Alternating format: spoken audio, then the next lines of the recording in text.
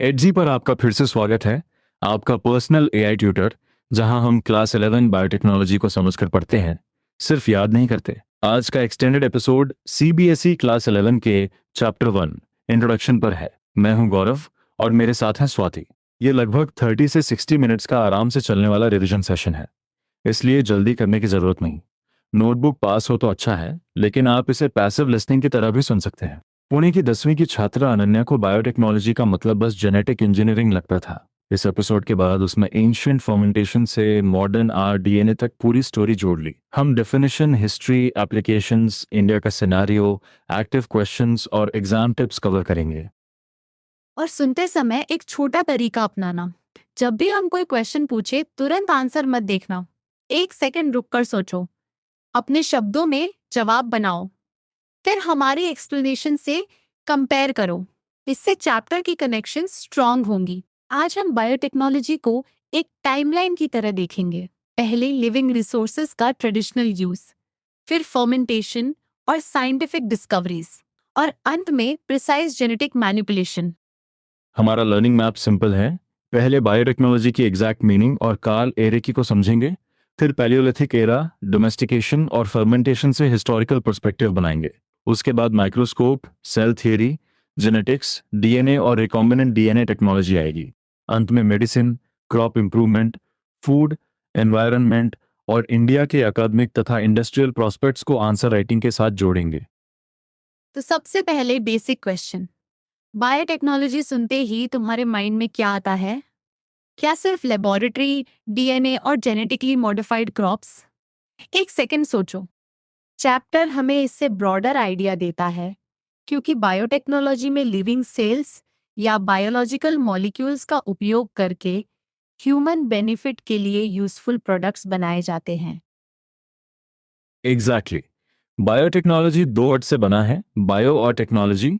Bio का संबंध biological systems या प्रोसेसेस से है, जबकि टेक्नोलॉजी का अर्थ है मेथड्स, सिस्टम्स और डिवाइसेस जिनसे यूजफुल प्रोडक्ट्स बनाए जाते हैं। इसलिए एग्जाम में डेफिनेशन लिखते समय 3 कीवर्ड जरूर रखो: लिविंग सेल्स और बायोलॉजिकल मॉलिक्यूल्स, यूजफुल प्रोडक्ट्स और बेनिफिट ऑफ मैनकाइंड। लेकिन एक कंफ्यूजन है। अगर एंशियंट पीपल बिना डीएनए नॉलेज के ब्रेड या कर्ड बना रहे थे, तो उसे बायोटेक्नोलॉजी क्यों कहेंगे? क्योंकि बायोटेक्नोलॉजी के लिए हमेशा मॉडर्न लैबोरेटरी नॉलेज जरूरी नहीं है। यदि लिविंग ऑर्गेनिजम्स या बायोलॉजिकल प्रोसेसेस को उपयोगी परिणाम के लिए इस्तेमाल किया जा रहा है, तो वह बायोटेक्नोलॉजी का अर्ली फॉर्म हो सकता है। मॉडर्न बायोटेक्नोलॉजी की पहचान उसकी प्रिसिशन और मल्टीडिसिप्लिनरी नेचर है। इसमें cell and molecular biology, microbiology, genetics, anatomy and physiology, biochemistry, computer science और रिकॉम्बिनेंट डीएनए टेक्नोलॉजी जैसे क्षेत्रों का नॉलेज शेयर होता है। यानी यह बायोलॉजी की अकेली ब्रांच नहीं, बल्कि कई साइंटिफिक डिसिप्लिन्स का कोऑर्डिनेटेड एप्लीकेशन है। चलो, क्विक रिकॉल। बायोटेक्नोलॉजी टर्म किस साइंटिस्ट ने कॉइन किया, किस ईयर में, और वे किस कंट्री से थे? 1 सेकंड रुककर अपने नोटबुक में आंसर बोलो। आंसर है कार्ल रेकी, हंगेरियन साइंटिस्ट, और ईयर था 1917। उन्होंने अपनी बुक में बताया कि टेक्नोलॉजी की मदद से प्लांट्स और एनिमल्स को यूजफुल प्रोडक्ट्स में ट्रांसफॉर्म किया जा सकता है। एग्जाम पॉइंट, नाम, नेशनैलिटी और ईयर को एक साथ लिखना आंसर को प्रिसाइज बनाता है। अब तक पहला मेजर आइडिया क्लियर है।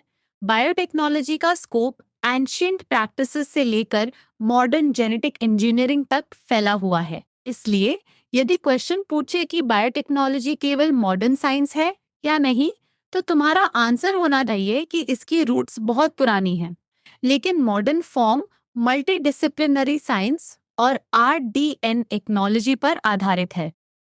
अब हिस्टोरिकल टाइमलाइन शुरू करते हैं। एंशियंट बायोटेक्नोलॉजी की शुरुआत पैलेलिथिक एरा में लगभग 10,000 ईयर्स एगो मानी जाती है। अर्ली फार्मर्स ने वीट और बार्ली जैसी क्रॉप्स कल्टीवेट की। लोगों ने वाइल्ड प्लांट्स के सीड्स कलेक्ट किए और कुछ वाइल्ड एनिमल्स को डोमेस्टिकेट किया। ये ह्यूमन वेलफेयर के लिए बायोलॉजिकल रिसोर्सेज का प्लान्ड यूज था। सहारा रीजन की सिविलाइजेशंस शीप, गोट और कैटल डोमेस्टिकेट कर रही थीं। वे हंटिंग और फायर के पोटेंशियल यूजेस से भी परिचित थीं। यहाँ सिलेक्टिव ब्रीडिंग का आइडिया आता है। वाइल्ड प्लांट्स या एनिमल्स में से यूजफुल ट्रेट्स वाले इंडिविजुअल्स को चुनकर आगे बढ़ाना आज की लैंग्वेज में सेलेक्टिव ब्रीडिंग कहलाता है। सेलेक्टिव ब्रीडिंग को जेनेटिक इंजीनियरिंग समझना गलती होगी। सेलेक्टिव ब्रीडिंग में ह्यूमंस एग्जिस्टिंग वेरिएशन में से डिजायर्ड ट्रेट्स चुनते हैं। मॉडर्न डीएनए टेक्नोलॉजी में साइंटिस्ट डीएनए के पीसेस को कट और जॉइन करके जीन ट्रांसफर कर सकते हैं। दोनों का उद्देश्य इंप्रूव ट्रेट्स हो सकता है, लेकिन मेथड और प्रिसिशन अलग हैं। यह कंपैरिजन कॉमनली टेस्टेड हो सकता है। एंशिएंट इजिप्शियन फार्मर्स द्वारा प्लांट स्टॉक्स का कंजर्वेशन भी चैप्टर में इम्पॉर्टेंट है। इसे एंशिएंट जर्मप्लाज्म कंजर्वेशन कहा गया है। जर्मप्लाज्म का मतलब यहाँ प्लांट जेनेटिक रिसोर्सेज से है, जिन्हें फ्यूचर कल्टीवेशन और यूजफुल ट्रेड्स के लिए प्रिजर्व किया जा सकता है। यह दिखाता है कि ट्रेडिशनल प्रैक्टिसेस में भी बायोलॉजिकल डाइवर्सिटी की प्रैक्टिकल वैल्यू समझी जाती थी। एंशिएंट इंडिया की ट्रेडिशनल नॉलेज भी चैप्टर का मीनिंगफुल पार्ट है। एनवायरनमेंट और प्लांट्स तथा एनिमल्स की प्रॉपर्टीज का अच्छा प्रैक्टिकल अंडरस्टैंडिंग था। मिडीवल इंडिया में दही, इडली, किनेमा और लोकल बायोलॉजिकल रिसोर्सेज से बेवरेजेस जैसे फर्मेंटेड फूड्स कॉमन थे। साइंस और ट्रेडिशनल नॉलेज ने बेनिफिशियल रिजल्ट्स देने के लिए साथ साथ काम किया। अब फर्मेंटेशन को अपनी लैंग्वेज में डिफाइन करो। क्या ये केवल फूड को कुछ समय के लिए छोड़ देना है? नहीं, वह इनकम्प्लीट आंसर होगा। फर्मेंटेशन एक माइक्रोबियल प्रोसेस है, जिसमें एंजाइम्स की मदद से ऑर्गेनिक कंपाउंड्स का कंट्रोल्ड कन्वर्जन होता है। यही प्रिसाइज वर्डिंग एग्जाम में डेफिनेशन को स्ट्रांग बनाती है। बिल्कुल, फर्मेंटेशन वर्षों तक प्रैक्टिस की गई, जबकि लोग उसके माइक्रोबियल बेसिस को नहीं जानते थे। फर्मेंटेड डो का डिस्कवरी भी एक्सीडेंट से जुड़ा बताया गया है। डो तुरंत बेक नहीं हुआ, तो यीस्ट जैसे सैक्रोमाइसिस विनुकी के कारण फर्मेंटेशन हुई। इससे डो की प्रॉपर्टीज बदली और ब्रेड मेकिंग की दिशा विकसित हुई। फर्मेंटेशन के हिस्टोरिकल एग्जाम्पल्स को एक चेन की तरह याद करो। ब्रेड, चीज, वाइन और बियर। चाइनीज लोग 4000 बीसी तक सोया सॉसेस और फर्मेंटेड वेजिटेबल्स बना रहे थे। इजिप्शियंस को 2000 बीसी तक क्रश्ड डेट्स को प्रिजर्व करके विनेगर प्रोडक्शन का नॉलेज था। डेट्स और ईयर्स को मिक्स मत करना। बियर मेकिंग 6000 से 5000 बीसी के बीच शुरू होने की संभावना बताई गई है। इसमें सोरगम, कॉर्न, राइस, मिलेट और वीट जैसे सीरियल ग्रेन्स उपयोग होते थे। ब्रूइंग बहुत लंबे समय तक आर्ट माना गया, क्योंकि अर्ली ब्रूअर्स को फर्मेंटेशन के माइक्रोबियल बेसिस की प्रैक्टिकल नॉलेज नहीं थी। वाइन के बारे में चैप्टर कहता है कि ग्रेप जूस के यीस्ट और दूसरे माइक्रोब से कंटामिनेट होने पर यह शायद एक्सीडेंट से बना। ये एग्जाम्पल एक इम्पॉर्टेंट डिस्टिंक्शन दिखाता है। प्रोसेस का उपयोग पहले हो सकता है, लेकिन उसका साइंटिफिक एक्सप्लेनेशन बाद में आता है। प्रैक्टिस और अंडरस्टैंडिंग हमेशा एक ही समय पर डेवलप नहीं होते। 185, 0s और 186। 0s में लुई पास्चूर ने एस्टेब्लिश किया कि यीस्ट और दूसरे माइक्रोब्स फर्मेंटेशन के लिए रिस्पॉन्सिबल हैं। यह मूवमेंट एंशिएंट एम्पिरिकल प्रैक्टिस से साइंटिफिक बायोटेक्नोलॉजी की ओर बड़ा स्टेप था। अब फर्मेंटेशन को ऑब्जर्व ही नहीं, बल्कि एक्सप्लेन और कंट्रोल भी किया जा सकता था। 19th सेंचुरी में फर्मेंटेशन बेस्ड प्रोडक्ट्स का प्रोडक्शन स्केल बढ़ा। Glycerol, acetone, butanol, lactic acid और सिट्रिक एसिड जैसे प्रोडक्ट्स बनने लगे। वर्ल्ड वॉर वन में जर्मनी को एक्सप्लोजिव्स के लिए बड़ी मात्रा में ग्लिसरॉल चाहिए था, इसलिए इंडस्ट्रियल फर्मेंटेशन एस्टैब्लिश हुई। यहाँ हिस्ट्री और एप्लीकेशन एक दूसरे से जुड़ते हैं। 1940s तक sterility maintenance, aeration, product isolation और प्यूरिफिकेशन जैसी टेक्निक्स में सिग्निफिकेंट इंप्रूवमेंट आया। World war one modern fermenter के इन्वेंशन का कैटलिस्ट बना। फर्मेंटर, जिसे बायोरिएक्टर भी कहते हैं, फर्मेंटेशन के लिए वेसल्स होते हैं। इनका उपयोग एंटीबायोटिक पेनिसिलिन की मास प्रोडक्शन में हुआ। आज इंडस्ट्रियल बायोरिएक्टर्स में antibiotics, amino acids, hormones, pigments और एंजाइम्स कंट्रोल्ड एनवायरनमेंट्स में प्रिसिशन के साथ प्रोड्यूस किए जा सकते हैं। यानी एंशिएंट फर्मेंटेशन की बेसिक आइडिया वही बायोलॉजिकल एक्टिविटी है, लेकिन मॉडर्न सिस्टम में स्टेरिलिटी, एरेशन, आइसोलेशन और प्यूरिफिकेशन कंट्रोल किए जाते हैं। यही एंशिएंट और मॉडर्न बायोटेक्नोलॉजी का प्रैक्टिकल कॉन्ट्रास्ट है। एक मिनी रिकैप। एंशिएंट बायोटेक्नोलॉजी में cultivation, domestication, selective breeding, germ plasm conservation और फर्मेंटेशन आते हैं। क्लासिकल एग्जांपल्स फूड प्रोडक्शन से जुड़े हैं। साइंटिफिक प्रोग्रेस ने माइक्रोब्स और फर्मेंटेशन को एक्सप्लेन किया और इंडस्ट्रियल बायोरिएक्टर्स ने प्रोडक्शन को लार्ज स्केल तथा कंट्रोल्ड बनाया। अब हम उन डिस्कवरीज पर आएंगे जिन्होंने मॉडर्न बायोटेक्नोलॉजी की फाउंडेशन रखी। सबसे पहले माइक्रोस्कोप। जकरायस जॉनसन ने 1590 में पहला कंपाउंड माइक्रोस्कोप बनाया जो लगभग 3 से 9 टाइम्स मैग्नीफाई कर सकता था। इससे ह्यूमन बीइंग्स ऐसी चीजें देख पाए जो नेकेड आई से दिखाई नहीं देती थी। बायोटेक्नोलॉजी की स्टोरी में यह इम्पोर्टेंट है क्योंकि इनविजिबल बायोलॉजिकल वर्ल्ड धीरे धीरे ऑब्जर्वेबल बना। 1665 में रॉबर्ट हुक ने थिनली स्लाइस्ड कोर को ऑब्जर्व किया और रेक्टेंगुलर कंपोनेंट्स देखे। उन्होंने उन्हें सेल्यूले कहा, जिसका लैटिन अर्थ स्मॉल चेम्बर्स है। ध्यान रहे, हुक ने कॉर्क में दिखाई देने वाली स्ट्रक्चर्स देखी। बाद में सेल की बायोलॉजिकल अंडरस्टैंडिंग और विकसित हुई। इस फैक्ट को सेल थ्योरी के साथ कैजुअली मर्ज मत करना। 1676 में एंटोनी वैन लेवेनहुक ने पॉन्ड वाटर में लिविंग ऑर्गेनिजम्स देखे और उन्हें एनिमलक्यूल्स कहा। फिर 18th सेंचुरी में मैथियास श्लाइडन और थियोडोर श्वान ने सेल थ्योरी डेवलप की।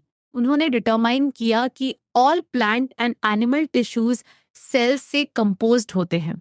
अब आंसर में ऑब्जर्वेशन और थ्योरी का सीक्वेंस साफ रखना। 1858 में रुडोल्फ विर्चो ने कंक्लूड किया कि all cells arise from pre existing cells और cell basic unit of life है। पास्टोर ने 1850 से 1880 के बीच पास्टोराइजेशन प्रोसेस डेवलप की।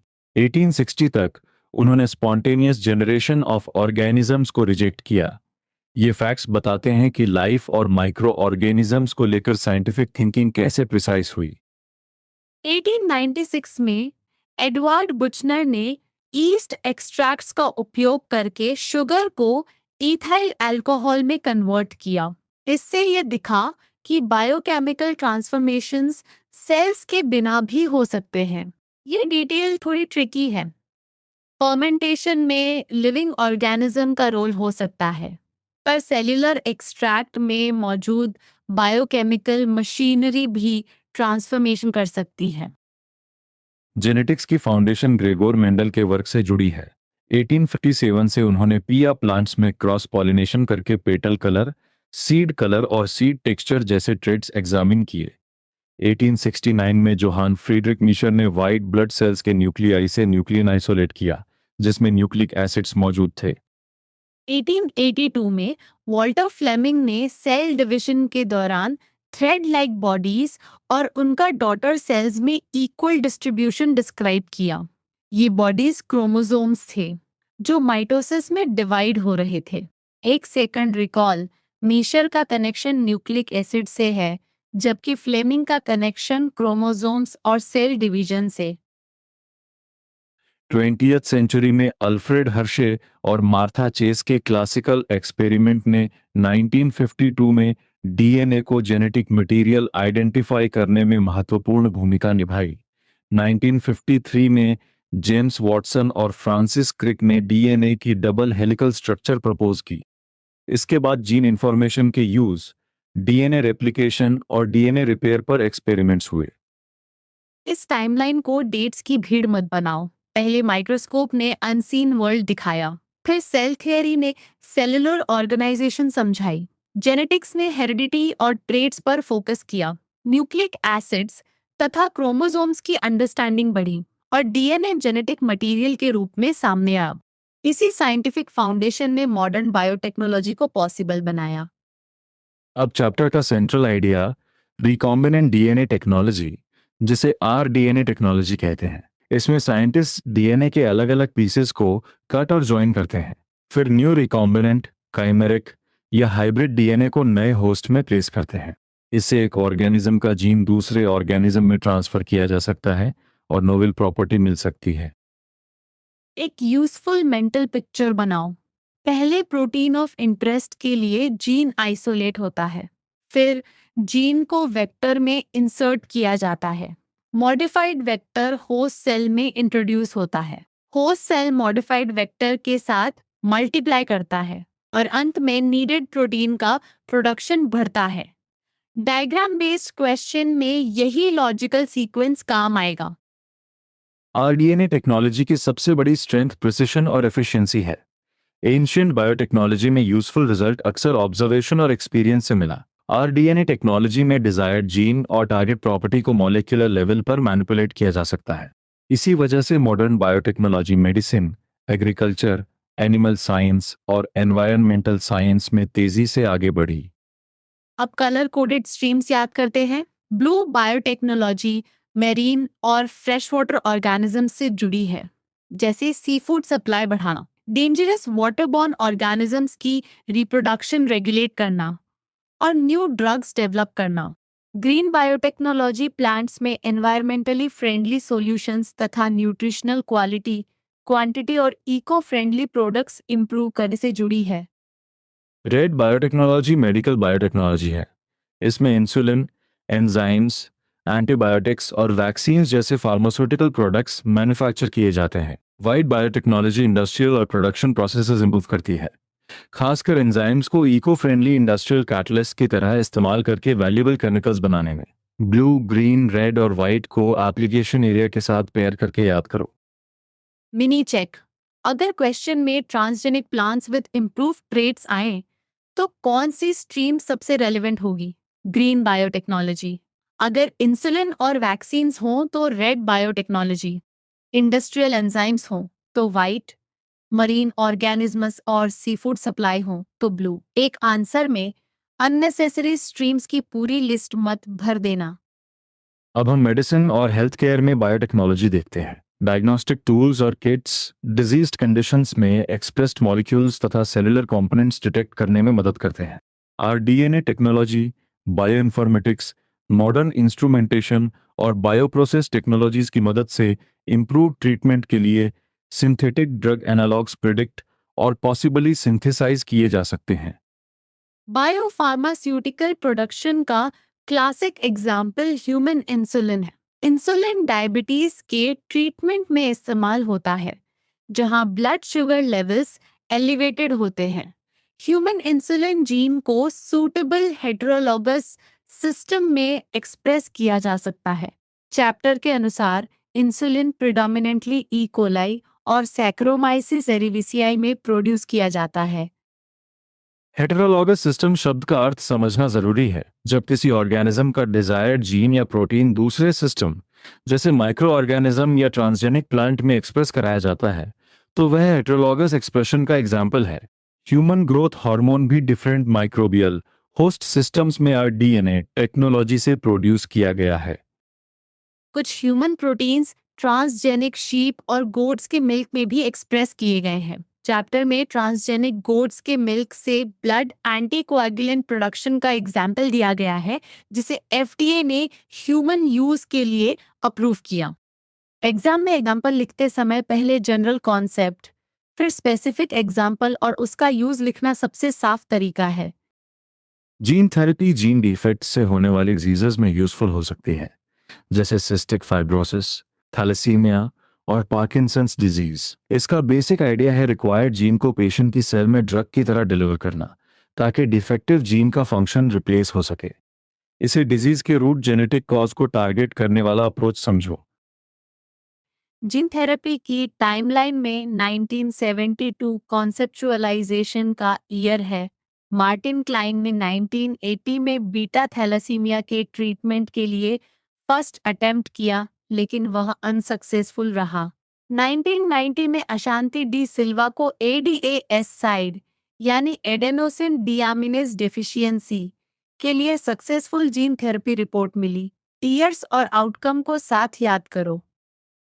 जेनेटिक टेस्टिंग एक मेडिकल टेस्ट है जो इंडिविजुअल की जेनेटिक कॉम्पोजिशन में डिफेक्ट्स आइडेंटिफाई करने में मदद करता है।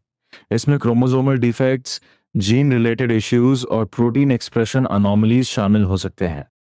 इससे किसी स्पेसिफिक डिसऑर्डर के डेवलप होने या नेक्स्ट जनरेशन को पास होने की चांस डिटरमाइन करने में सहायता मिल सकती है। एग्जाम्पल्स के रूप में फिनाइलकेटोनुरिया और कंजेनिटल हाइपोथायरॉयडिज्म दिए गए हैं। फिनाइलकेटोनुरिया में पेशेंट्स के पास फिनाइल एलानिन मेटाबोलाइज करने के लिए आवश्यक एंजाइम नहीं होता और फिनाइल एलानाइन नॉर्मल ग्रोथ से जुड़ा है।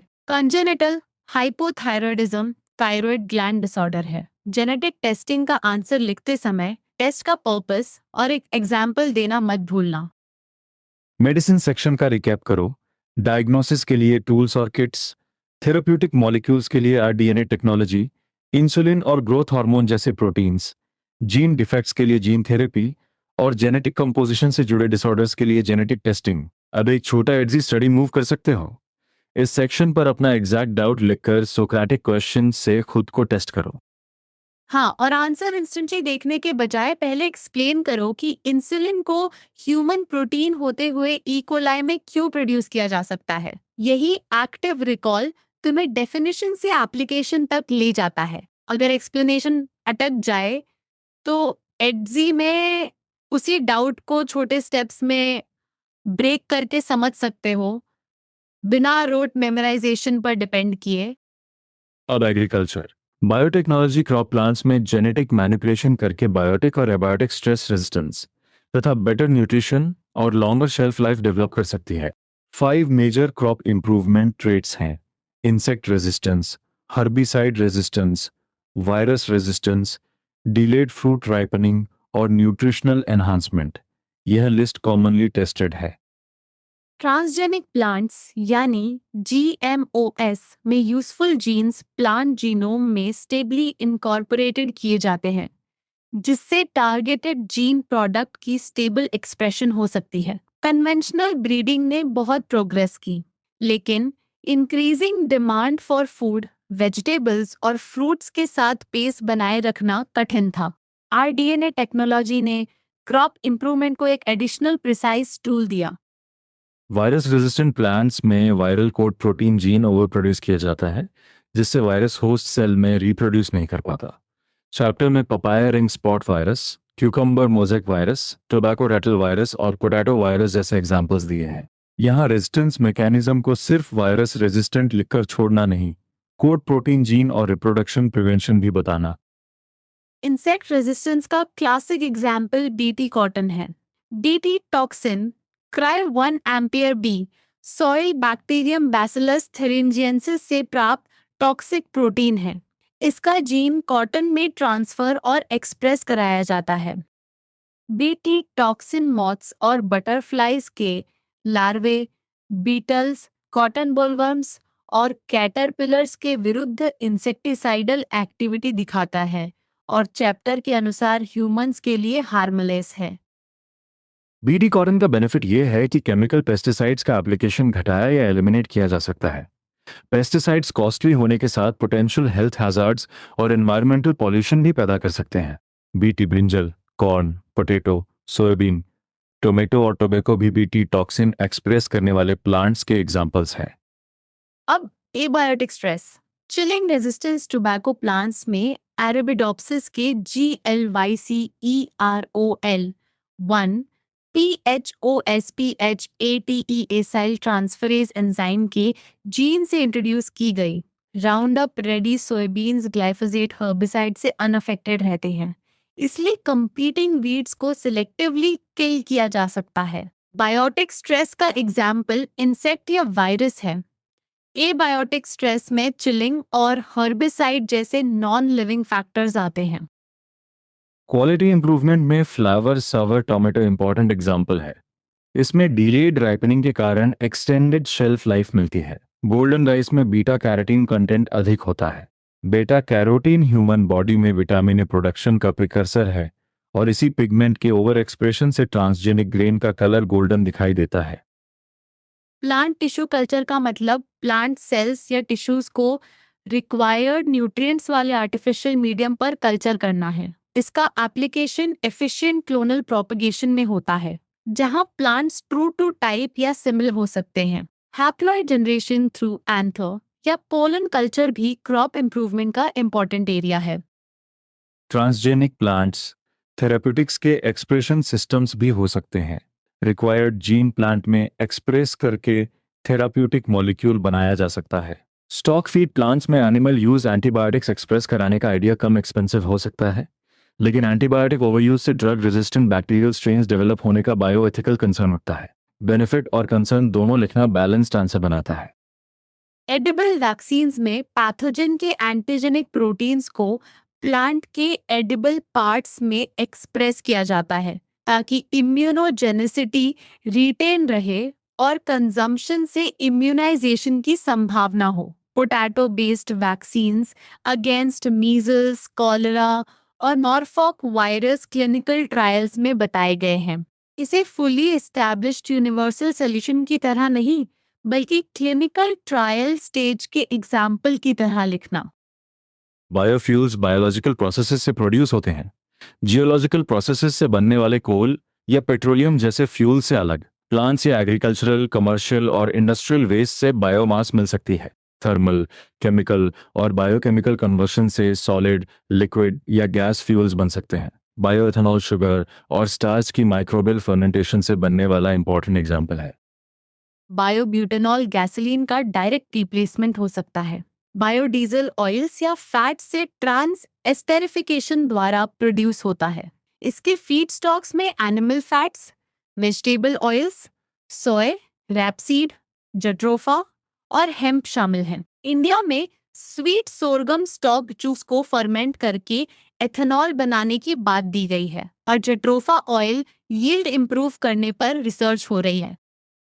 फूड प्रोसेसिंग में बायोटेक्नोलॉजी एडिबिलिटी, टेक्सचर और स्टोरेज इंप्रूव कर सकती है। यह माइकोटॉक्सिन प्रोडक्शन प्रिवेंट करने, शेल्फ लाइफ एक्सटेंड करने और न्यूट्रिशनल कंपोनेंट्स की टाइम डिपेंडेंट डिग्रेडेशन डिले करने में भी मदद कर सकती है।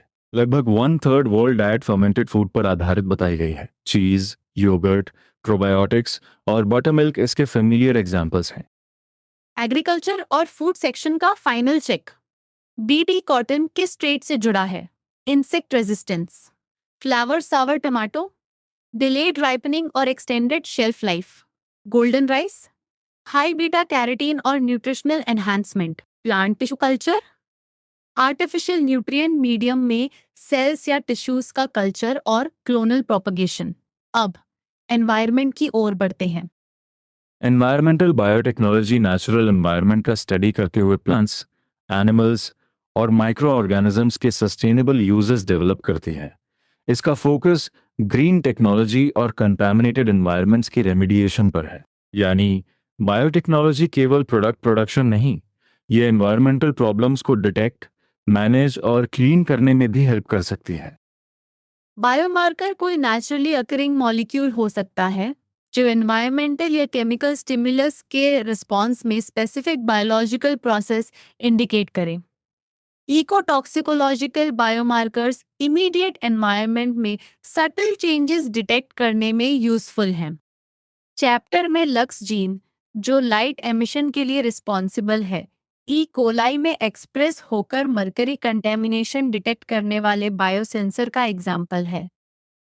बायोरेमेडिएशन का अर्थ है हैजार्डस सब्सटेंसेस को नॉन टॉक्सिक या लेस टॉक्सिक कंपाउंड्स में कन्वर्ट करके एनवायरनमेंट क्लीन करना। इसमें नेचुरल सोर्सेज की पोटेंशियल का उपयोग होता है और जेनेटिक इंजीनियरिंग से ऐसे ऑर्गेनिजम्स भी बनाए जा सकते हैं जिनमें पॉल्यूटेंट डिग्रेडिंग एंजाइम्स के जीन्स हों। बाइफेनाइल डाइऑक्सीजनेस जीन ई कोलाई में इंसर्ट करके पीसी डिग्रेडेशन का एग्जाम्पल दिया गया है। हेवी मेटल्स जैसे कैडमियम, मर्क्यूरी और लेड सॉइल को कंटामिनेट कर सकते हैं। Hyper accumulator plants in metals को सॉइल से अब्जॉर्ब करके सेल्यूलर कंपार्टमेंट्स में सिक्वेस्टर करते हैं।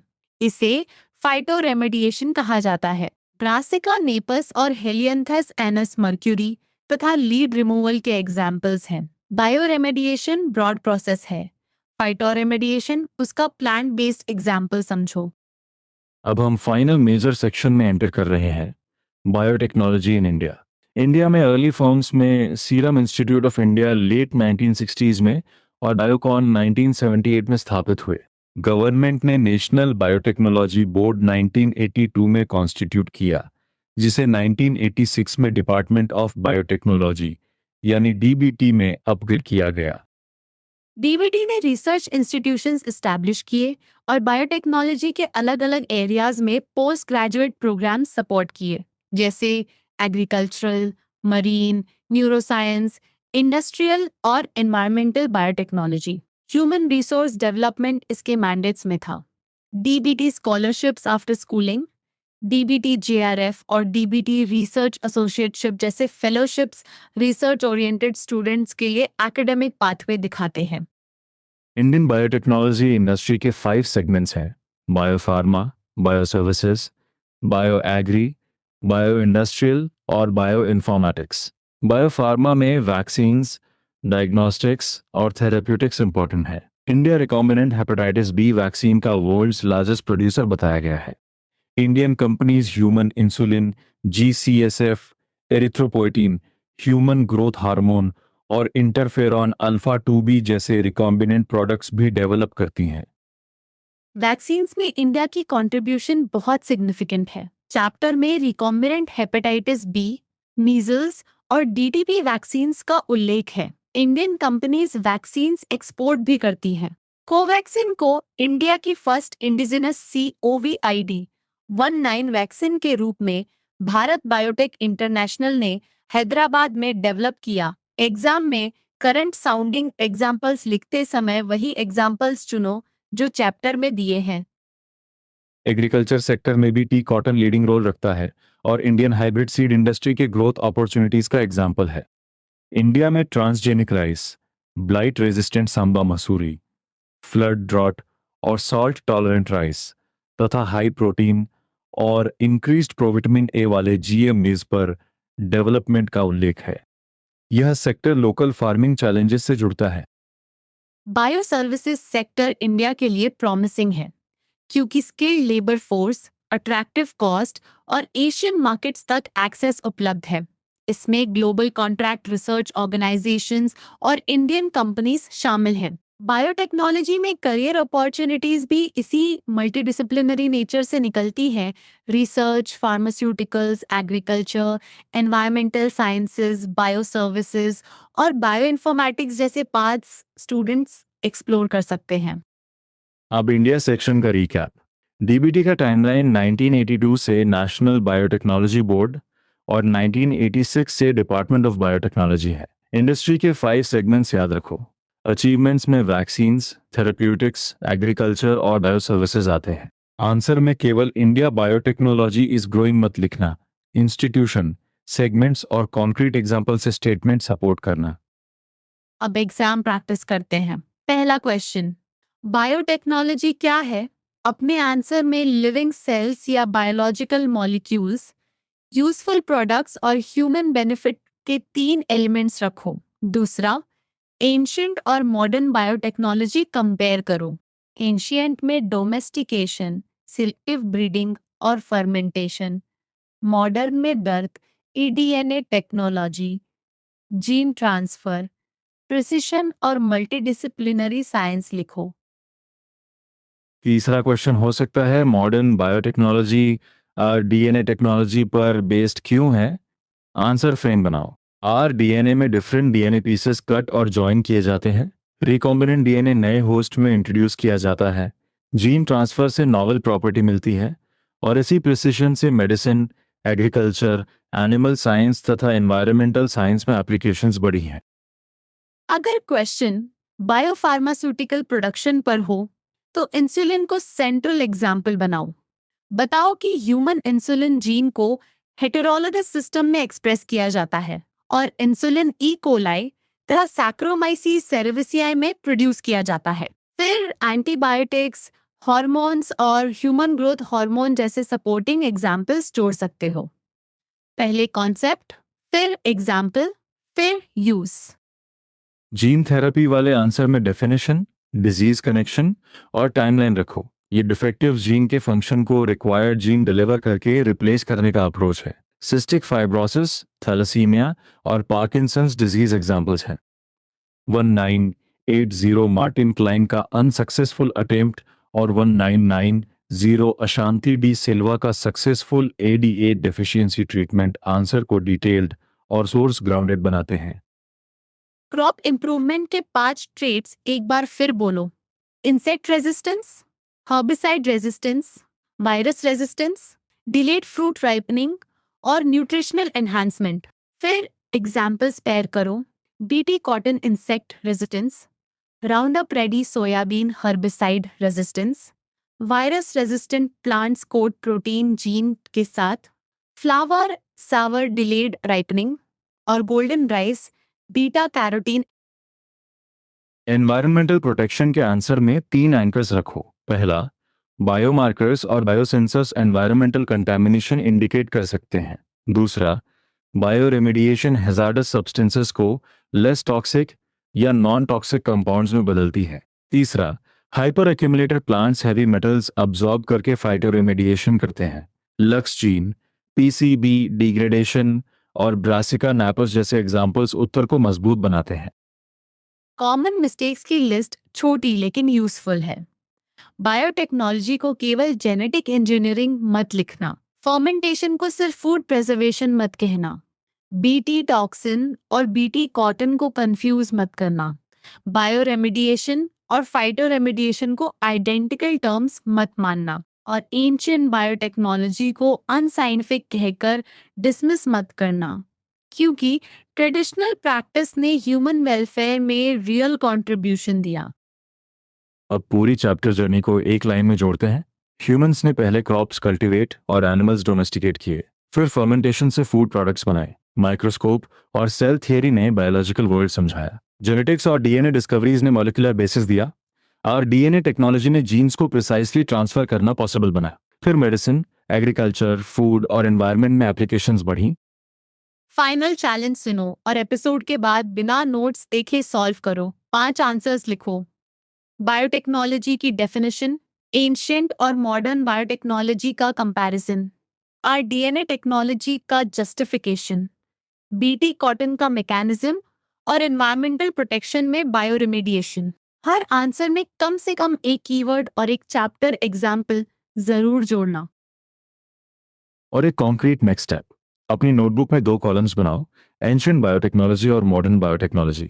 एंशिएंट कॉलम में कल्टीवेशन, डोमेस्टिकेशन, सेलेक्टिव ब्रीडिंग और फर्मेंटेशन लिखो। मॉडर्न कॉलम में rDNA technology, gene transfer, recombinant DNA और कंट्रोल एप्लीकेशंस लिखो। फिर मेडिसिन, एग्रीकल्चर, फूड और एनवायरनमेंट के 4 बॉक्सेस बनाकर हर बॉक्स में 2 एग्जाम्पल्स भरो। सबसे इम्पोर्टेंट रिमाइंडर, आंसर याद ना आए तो कीवर्ड से रीजनिंग शुरू करो। लिविंग सिस्टम से यूजफुल प्रोडक्ट, फिर प्रोसेस की प्रिसिशन, फिर एप्लीकेशन और ह्यूमन वेलफेयर। यही चैप्टर का कंसेप्चुअल बैकबोन है। अपनी एक्सप्लेनेशन किसी फ्रेंड को टीच करके देखो। जहां बोलते समय रुकावट आए, वही तुम्हारा रियल डाउट है। आज हमने क्लास 11 बायोटेक्नोलॉजी के इंट्रोडक्शन चैप्टर में बायोटेक्नोलॉजी का मीनिंग, कार्ल एरेकी और 1917 ancient practices, fermentation, scientific milestones, R DNA technology, blue green red white streams, medicine, gene therapy, genetic testing, crop improvement, food, biofuels, environment और India का biotechnology scenario revise किया। सबसे common mistake यही है कि modern biotechnology को ancient root से अलग समझ लिया जाए।